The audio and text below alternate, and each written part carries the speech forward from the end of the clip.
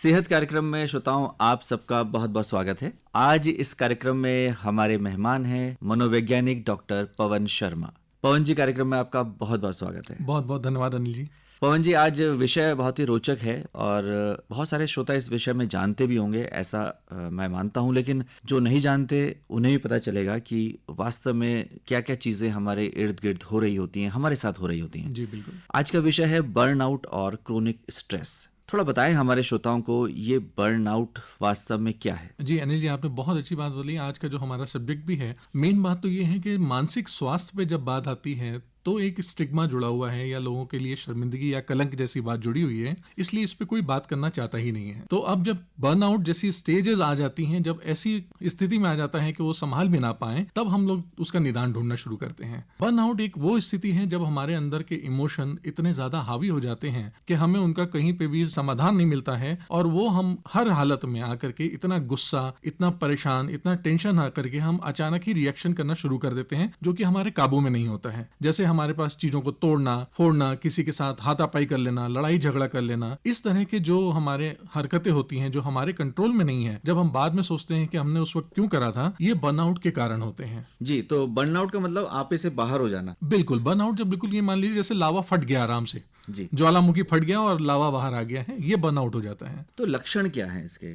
इसके लक्षण आप सिंपल सा मानिए कि मानसिक बीमारी के कहीं पे भी, मानसिक डिसऑर्डर का कोई भी इश्यू होता है तो सबसे पहला काम होता है आपकी स्टेट बदलना, यानी दशा, यानी आपका मूड खराब हो जाना। अगर आम बातों में कहें तो जैसे ही आपका मूड खराब हो, आपको समझ जाना चाहिए कि अब मुझे यहाँ पे चेतना की जरूरत है। और उसके बाद आपके हाथ देखेंगे कि जिनको बर्नआउट के लक्षण होते हैं उनके हाथों में पसीना आना शुरू होगा, दिल की धड़कन बहुत तेज बढ़ जाएगी, अचानक ऊंची आवाज में और तेज स्वर में बात करना शुरू कर देंगे। वो किसी और की बात ना समझ करके सिर्फ अपनी बात कहना शुरू करेंगे और अपने शरीर को इतना ज्यादा असर में ले आते हैं कि उनके शब्द कम और हाथ पैर ज्यादा बात करने लग जाते हैं। जब ऐसी स्थिति आ जाए तो आपको समझ जाना चाहिए कि आपका वो इमोशन आपके शरीर के ऊपर, आपकी बातों के ऊपर हावी हो रहा है। तो डॉक्टर शर्मा, इसके लिए क्या कोई आयु निर्धारित है कि इस समय ही ये होगा, या आजकल ये बच्चों में भी देखा जा रहा है, हर आयु वर्ग में देखा जा रहा है? बहुत अच्छी बात बोली आपने। असल में लोग ये सोचते हैं कि जब भी मानसिक परेशानी आएंगी तो हमेशा एक एज के बाद आती हैं, लेकिन आज हम सच में बताना चाहते हैं कि जो हमारे यहाँ के बच्चे हैं उनको भी उतने ही ज्यादा सीरियस इश्यू होते हैं जितने कि एक बड़े वयस्क को और या फिर एक प्रौढ़ आदमी को, क्योंकि आज हमारे पास इंफॉर्मेशन एज है, इंफॉर्मेशन इतनी ज्यादा आ रही है कि हम उसको संभाल नहीं पा रहे हैं। इस वजह से आप देखेंगे कि बच्चों के पास सूचनाएं इतनी ज्यादा हैं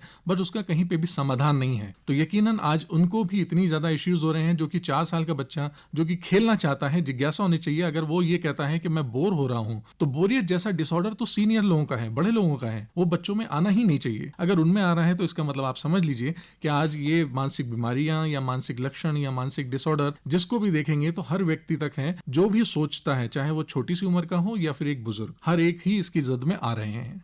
हमने चर्चा की थी आरंभ में क्रोनिक स्ट्रेस की। ये क्रोनिक स्ट्रेस भी क्या है डॉक्टर पवन? जी, क्रोनिक स्ट्रेस नॉर्मली ये कह लीजिए कि हमारी आम दौर की भाषा में जब हम लोग रोज काम कर रहे हैं तो कोई ना कोई हमारे पास तनाव छोटा बड़ा आता रहता है। कभी तो हम उस वक्त ही उसका निदान कर लेते हैं, कभी वो स्ट्रेस हमारे लिए आगे कंटिन्यू बना रहता है। जैसे ऑफिस में काम करना, पहले दिन दूसरे दिन आपने देखा तो कोई आपको तनाव आ गया और वो तनाव आपने सुधारा नहीं और वो बढ़ता जा रहा है, चलता जा रहा है, चलता जा रहा है, आप उसको लेकर के आगे समय तक लेते जा रहे हैं, फिर चाहे वो रिलेशन ही क्यों ना हो। रिलेशनशिप में भी आप देखेंगे कि पहली बार अगर आपके दिल में कोई ऐसी बात आई है, आपने अपने साथी से ये बात नहीं करी और वो लंबे समय तक चलती चली जाएगी और वो कहीं ना कहीं जाकर के एक ऐसा रूप ले लेती है जो कि बहुत लंबे समय का एक निचोड़ होता है, जिसको हम कहते हैं क्रोनिक स्ट्रेस। यानी ये अभी का नहीं है, ये बहुत दीर्घायु का है, बहुत पहले का है। और हमारा साइकोलॉजी इस तरह से डेवलप है कि हमारा अनकॉन्शियस ब्रेन जो भी हमारे इश्यूज होते हैं उनको अपने शरीर की तरफ से व्यक्त करता है, शरीर में दिखाता है। जैसे आप देखेंगे लोगों को डर आएगा तो पसीना आ रहा होगा, अगर खुश हो रहे होंगे तो आपका शरीर उस तरह से जाहिर करता है आपके अंदर मनोभाव को। तो क्रोनिक स्ट्रेस में क्या होता है कि जब भी हम किसी इश्यूज को सुलझा नहीं पाते हैं, वो इश्यू हमारे शरीर में ट्रांसफर हो जाते हैं।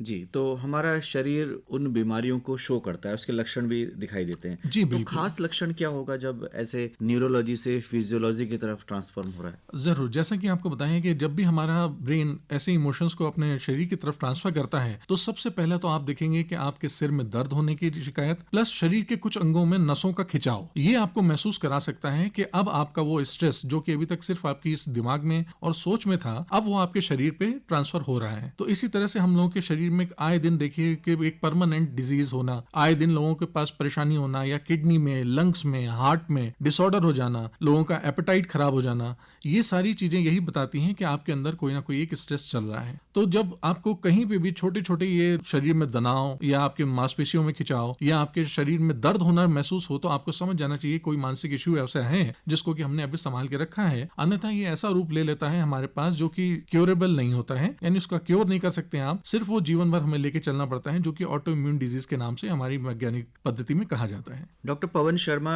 ये एक विडंबना ही है कि हमारे देश में, हमारे समाज में अगर कोई मनोरोग से ग्रसित है तो समाज उसको बहुत अच्छे से लेता नहीं है, उसको स्वीकार भी नहीं करता और स्वयं व्यक्ति ये बताने से हिचकता है। तो कब विशेषज्ञ के पास जाना चाहिए? जिस तरह से हमारे पास एक नॉर्मल फिजिशियन यानी फैमिली डॉक्टर हमारे पास होता है, उसी तरह से हमारा सलाह ये रहती है कि एक मनोवैज्ञानिक हमारे पास हमेशा होना चाहिए। क्योंकि पहले हमारे पास फैमिली ऐसी होती थी कि बड़े और बुजुर्ग छोटे सब साथ में होते थे और कहीं ना कहीं वहीं पे काउंसलिंग हो जाती, कोई इश्यू होता था और हम लोग वहीं रिजॉल्व कर लेते थे। लेकिन आज जिस तरह से हमारे परिवार अलग अलग हैं, यानी न्यूक्लियर हैं, माँ बाप भी काम कर रहे हैं, बच्चे भी ऐसे नहीं हैं जिनके पास कि इतना समय हो वो बात कर पाए, तो यकीनन एक ऐसा सुनने वाला उपलब्धि मिलनी चाहिए, एक व्यक्ति होना चाहिए जिससे वो अपने इश्यूज अपनी बात कह सकें। तो ऐसा काउंसलर होना एक हर एक के पास है। इसके लिए कोई आयु, कोई उम्र, कोई समय निर्धारित नहीं है, क्योंकि ये मानसिक बीमारियां, इश्यूज किसी को भी कभी भी और कितने लंबे समय के भी हो सकते हैं। तो आप बताएं कि अब इसका निदान क्या है, बचाव क्या है, इलाज क्या है? देखिए, आज तक हम लोग के पास जो भी इश्यूज आते हैं मानसिक, वो सिर्फ सबसे पहली एक इश्यू होती है, वो होती है उनकी अस्वीकार्यता। यानी हम उनको स्वीकार नहीं करते हैं कि ऐसा मेरे साथ हो सकता है या नहीं हो सकता। आप देख रहे होंगे कि जब एग्जाम आते हैं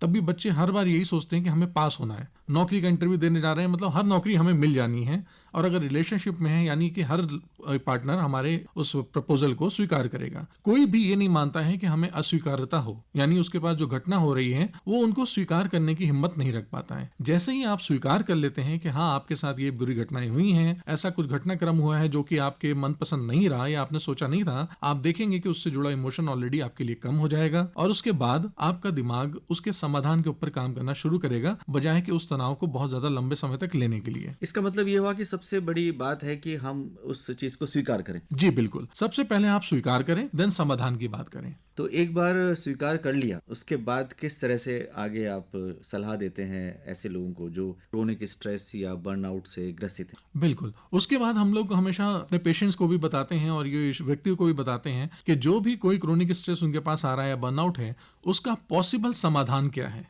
उस पॉसिबल समाधान को अगर आप देखेंगे तो नॉर्मली वो खुद को अपना बताते हैं कि इसका समाधान ये है, बस वो उस समाधान को एक्सेप्ट नहीं करना चाहते हैं। जैसे ही वो ये मानते हैं कि इसका ये समाधान है और इसके लिए हमें पहला कदम बढ़ाने के क्या करना है, दूसरा कदम बढ़ा के क्या करना है, और जैसे ही इस काम को वो करना शुरू कर देते हैं, आप देखेंगे कि वो इस क्रोनिक स्ट्रेस, वर्कआउट, जो भी परेशानियां हैं, उन सब से वो बाहर निकल आते हैं और एक आम जीवन अच्छे से स्वस्थ होकर के जीना शुरू कर देते हैं, क्योंकि वो अब हेल्दी स्टेट में आ जाते हैं। तो ये समाधान की शुरुआत हुई। जी बिल्कुल, सबसे पहले समाधान की शुरुआत यहीं पे होगी कि समाधान, और उसके बाद जो उसका भी आपको पॉसिबल एस्पेक्ट दिखता है कि जिसमें आप काम कर सकते हैं, उसको अमल में लाना। ये तो अच्छी बात है कि व्यक्ति ने स्वीकार किया। कई लोग दूसरे तरीके अपनाने लगते हैं, दूसरी राह पे चल पड़ते हैं, उसमें जैसे ड्रग्स है, शराब है, या स्मोकिंग है, या और भी ऐसी एडिक्शंस हैं। तो इस बारे में क्या कहेंगे आप? देखिए, जब भी हमारे पास कोई इश्यू होता है, हमारा सबकॉन्शियस ब्रेन ये बोलता है कि जब तक ये काम पूरा नहीं करोगे तब तक मैं आराम से नहीं बैठूंगा। और जब व्यक्ति आराम करना चाहता है, सोना चाहता है, तो उस वक्त हमारा ब्रेन फिल्टर काम करता है कि दिन करके सारी परेशानियों को, काम को वो फिल्टर करके साफ करता है, और जितने भी अनफिनिश्ड इश्यूज हैं या टास्क हैं जो कि अभी खत्म नहीं हुए या जिनका आपको समाधान नहीं मिला है, वो दिमाग आपके सामने वापस लाके खड़ा कर देता है और अलार्म की तरह आपको जगाना शुरू करता है। तो जब वो अलार्म कर रहा होता है, उस वजह से आपको नींद नहीं आती है, आप सो नहीं सकते हैं, तब हम कोशिश करते हैं कि कोई ना कोई एक्सटर्नल ऐसी कॉस्मेटिक चीजों पे जाएं जिसकी वजह से हमें एटलीस्ट आराम मिले,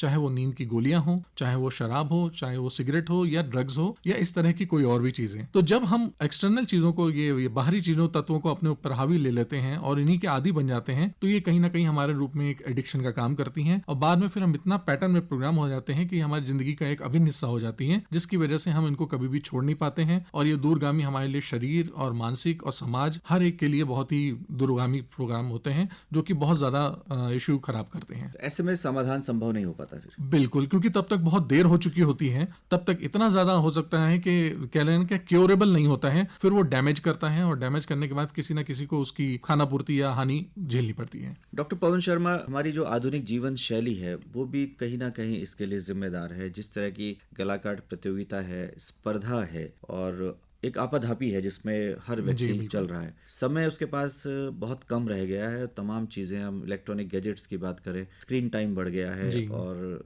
तनाव बहुत सारे हैं। तो क्या सलाह है आपकी? सर, हम यही कहना चाहेंगे कि पहले तो प्रकृति से जुड़िए। जो भी हमारे पास अतिरेक हो रहा है, क्योंकि हमारे पास सिर्फ हम सामान बटोर रहे हैं और इसलिए बटोर रहे हैं कि हम दूसरों को दिखा सकें कि हमारे पास क्या क्या सामान है। और आप देखेंगे कि आमतौर पे हमारे घर में इतने ज्यादा सामान है जो कि शायद हमने कभी इस्तेमाल करने के ज्यादा मौके भी नहीं मिलते हैं। आप अगर सरल रहें, सुलझ रहें, तो आप देखेंगे कि आपका जीवन ज्यादा आसान होगा। और उसके साथ साथ अपने आप को आप सामाजिक कार्यों में, जंतुओं के साथ, लोगों के साथ, पर्यावरण के साथ अगर आप व्यस्त रखेंगे तो आप देखेंगे आपको खुश होने के बहुत सारे मौके मिलेंगे। आज हमारी ये विडंबना है, जैसा आपने अभी कहा, कि हमें हंसने के लिए, खुश होने के लिए एक टीवी प्रोग्राम का इंतजार करना पड़ता है कि जब वो टीवी प्रोग्राम आएगा तब हम परिवार हंस पाएंगे। यानी हंसने के लिए भी हम किसी ना किसी दूसरे पे मोहताज हैं, जो कि हंसी तो हमारी अपनी कीमती है। इसलिए आप ऐसे कुछ ऐसे प्रोग्राम करके, काम करके, बच्चों के साथ जुड़ करके, जानवरों के साथ जुड़ करके समाज में भले काम करेंगे तो आपको आंतरिक खुशी मिलेगी और आप ज्यादा से ज्यादा स्वस्थ और अच्छे रह सकेंगे।